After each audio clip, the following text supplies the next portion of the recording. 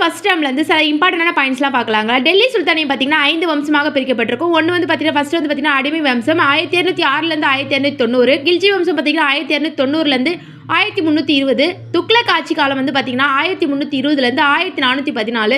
சையத அரசு வம்சம் பார்த்தீங்கன்னா 1414லேருந்து 1451. லோடி வம்சம் பார்த்தீங்கன்னா 1451லேருந்து 1526. மொத்தமாக வந்து பார்த்தீங்கன்னா 1206 ஆரம்பித்து 1526 வரைக்கும் இந்த டெல்லி சுல்தானியம் வந்து ஆரம்பிச்சிருக்கு. நெக்ஸ்ட் வந்து பார்த்தீங்கன்னா அடிமை வம்சத்தை தோற்றுவித்தவர் யார் பார்த்தீங்கன்னா குத்புதீன் ஐபக். கில்ஜி அரசு வம்சத்தை தோற்றுவித்தவர் யாருன்னு பார்த்தீங்கன்னா ஜலாலுதீன் கில்ஜி.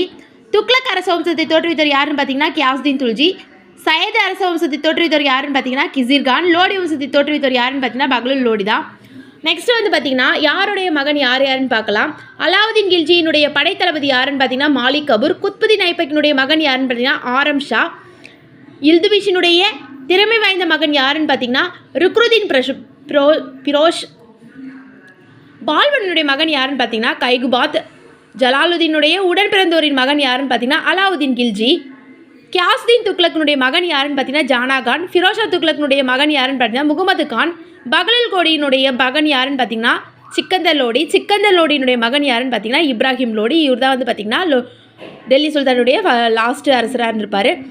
துக்ரில் கான் யாருன்னு பார்த்தீங்கன்னா வங்காள ஆளுநர். அலாவுதீன் யாருன்னு பார்த்தீங்கன்னா காராவின் ஆளுநர். பக்லுல் லோடி யாருன்னு பார்த்தீங்கன்னா சிக்கந்தருடைய ஆளுநர். இந்த வீடியோ உங்களுக்கு யூஸ்ஃபுல்லாக இருக்கும்னு நினைக்கிறேன். நெக்ஸ்ட் வீடியோவில் பார்க்கலாம். யாருடைய மகன் யாருன்னு பார்த்துக்கோங்க. பொறுத்துகையில் கொடுத்து கேட்கலாம். இந்த வம்சம்லாம் வந்து எப்போ ஆரம்பித்தாங்கன்னு பார்த்துக்கோங்க. இதெல்லாம் கேட்கலாம்.